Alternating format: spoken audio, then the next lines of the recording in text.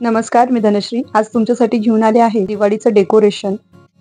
याला table mat देखील म्हणतात. हे तुम्ही नवरात्रीमध्ये देखील यूज करू शकतात.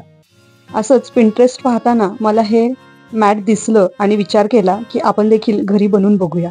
आता याच्यासाठी आवश्यक होतं ते म्हणजे गोटापट्टीचे बॉल्स. पण हे बॉल्स आमच्या गावात मिळत नाही, त्यामुळे मी माझं डोकं असं चालवलं की माझ्याकडं ऑलरेडी असलेला हा गोल्डन ब्लाऊज मी स्क्वेअरमध्ये कट केला.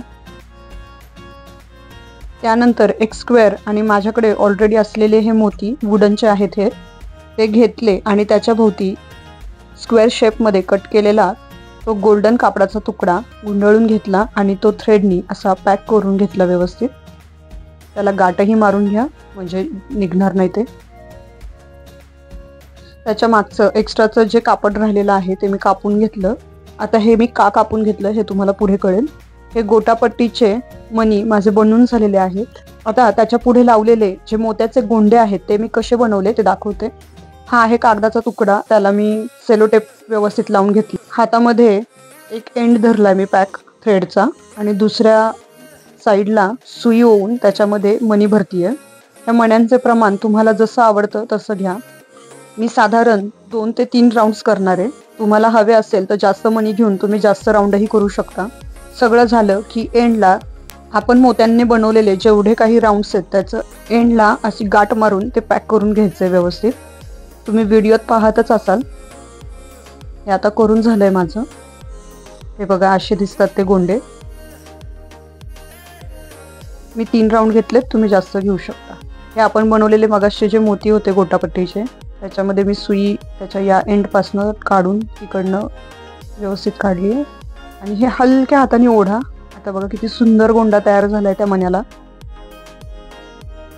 आता हा गोंड्याचा दोरा त्याच्या एंडला व्यवस्थित शिवून घ्या, जेणेकरून तो जो गोंडा आहे तो त्याच्या जागचा हलणार नाही आणि तो पॅक राहील व्यवस्थित.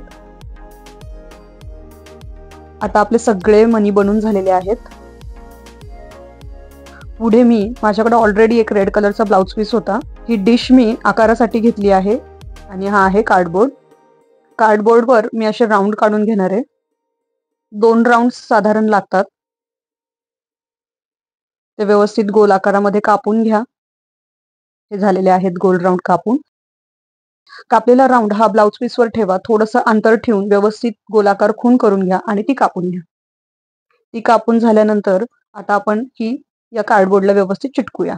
त्याच्या आधी कडेकडेला असे काप मारून घ्या, जेणेकरून व्यवस्थित चिटकून जाईन आपलं. त्यानंतर आता आपण चिटकवायला घेऊया. ब्रशच्या साह्याने मी व्यवस्थित फेमिकॉल लावून घेतलाय सगळीकडं आणि बघा हळूहळू मी जे कट मारले होते ते मी चिटकून घेतेय. झालेलं आहे माझं. आणि तसंच दुसरा कार्डबोर्ड देखील मी चिटकून घेतलाय. आता हा वाळायला ठेवूया. आता वाळून झाल्यानंतर मी जे बनवलेले मोती होते कडेनी गोल राऊंडने त्याला व्यवस्थित चिटकवले. दुसऱ्या साईडला देखील फेमिकॉल लावून ते मी व्यवस्थित चिटकून घेतले. तुम्हाला दिसत असेल मध्ये भरपूर अंतर आहे, त्यामुळे मी माझी डिश ठेवली आहे आणि त्याच्यावर काहीतरी ओझं ठेवलेलं आहे आणि आता हे मी 24 तासासाठी वाळायला ठेवून देणार आहे. माझं पूर्ण झालेलं आहे मॅट. तुम्ही बघू शकता त्याच्या कडेकडेनी मी थोडंसं शिवून घेतलं आहे गोल्डन कलरच्या दोऱ्यानी. खरं तर गोटापट्टीचे मोती असले की अशी शिवायची गरज पडत नाही, पण तुम्हाला माहिती आहे की मी जुगाड केलेला आहे, त्यामुळे मला कडेनी असं थोडंसं शिवायला लागलेलं आहे. आशा करते तुम्हाला माझं हे DIY मॅट खूप आवडलं असेल आणि या दिवाळीमध्ये तुम्ही देखील घरी ट्राय करताल. यातनं तुम्हाला नक्कीच काहीतरी वेगळं शिकायला मिळालं असेल. काही क्वेरीज असतील, काही सजेशन असतील तर नक्की कमेंट करा. माझ्या या व्हिडिओला लाईक आणि चॅनलला सबस्क्राईब करा.